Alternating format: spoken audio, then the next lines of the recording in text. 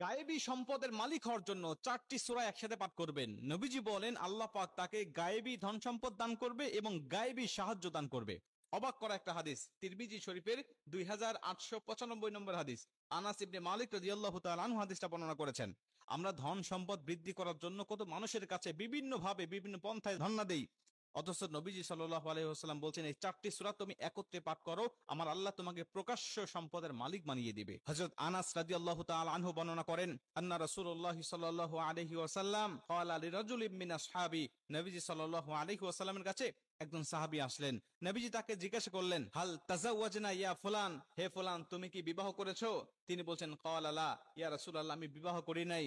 আল্লাহি, আল্লাহর কসম করে বলছি ইয়া রাসূলুল্লাহ, আমি এতটা দরিদ্র, আমি এতটা গরিব, আমি বিয়ে করব এরকম কোন সম্পদ ধন সম্পদ আমার কাছে নাই। নবীজি সাল্লাল্লাহু আলাইহি ওয়াসাল্লাম বলছেন, তুমি এতটা দরিদ্র যে তোমার কাছে বিবাহের কোনো মাল নেই? তিনি বলছেন, ইয়া রাসূলুল্লাহ, হ্যাঁ আমি এতটাই গরিব, আল্লাহি, আল্লাহর কসম করে বলছি। নবীজি বলছেন, ক্বালা আলাইসা মাআকা কুল হু আল্লাহু আহাদ, হে সাহাবী, তুমি কি কুল হু আল্লাহু আহাদ আল্লাহুস সামাদ লাম ইয়ালিদ ওয়া লাম ইউলাদ ওয়া লাম ইয়াকুল লাহু কুফুয়ান আহাদ, এই সূরাটি তুমি পারো না? তিনি বলছেন, ক্বালা বালা ইয়া রাসূলুল্লাহ, এই সূরাটি তো আমি পারি।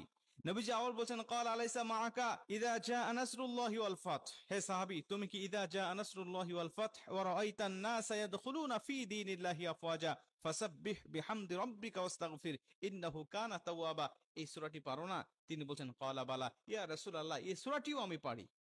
নবীজি আবারও জিজ্ঞাসা করছেন, ক্বালা আলাইসা মাআকা কুল ইয়া আইয়ুহাল কাফিরুন, হে সাহাবী, তুমি কি কুল ইয়া আইয়ুহাল কাফিরুন লা আ'বুদু মা তা'বুদুন, এই সূরা কাফিরুনটা কি তুমি পারো না? তিনি বলেন, ক্বালা বালা ইয়া রাসূলুল্লাহ, হ্যাঁ আমি এই সূরাটিও পারি। নবীজি সাল্লাল্লাহু আলাইহি ওয়াসাল্লাম আবারও জিজ্ঞেস করেন, ক্বালা আলাইসা মাআকা, হে সাহাবী, ইযা যুলজিলাতিল আরদু জিলজালাহা, এই সূরাটি কি তুমি পারো না? তিনি বলছেন, ইয়া রাসূলুল্লাহ, এই সূরাটিও তো আমি পারি। নবী সাল্লাল্লাহু আলাইহি ওয়াসাল্লাম বলছেন, তুমি বিয়ে করে নাও, আর এই সূরা 4টি তুমি বেশি বেশি তেলাওয়াত করো, এই সূরা 4টি তুমি বেশি বেশি পাঠ করো, আমার আল্লাহ পাক তোমাকে গায়েবী সাহায্য দান করবে, গায়েবী সম্পদের মালিক বানিয়ে দিবে, তুমি সুখময় শান্তিময় একটি জীবন পাবে, তুমি তোমার স্ত্রীকে নিয়ে সুখময় শান্তিময় জীবন পেয়ে সুখে স্বাচ্ছন্দ্যে তুমি জীবন যাপন করতে পারবে। এজন্য আমি আপনাদেরকে বলি, অনেকেই বলে চাকরি বাকরি পাবো, বিবাহ বন্ধনে আবদ্ধ তারপরে হব, এখন হব না। আমি বলি নবীজির এই সুন্নাহকে মেনে নিয়ে, এই তিরমিজি শরীফের 2895 নাম্বার হাদিসটাকে মেনে নিয়ে আপনি আমলগুলো করতে থাকেন, আমার আল্লাহ আপনাকে সম্পদের মালিক বানিয়ে দিবে, আমার আল্লাহ পাক আপনাকে হালাল ভাবে ধনী বানিয়ে দিবে। অবাক করা একটা হাদিস, তিরমিজি শরীফের 2895 নম্বর হাদিস। আনাস ইবনে মালিক রাদিয়াল্লাহু তাআলা আনহু হাদিসটা বর্ণনা করেছেন।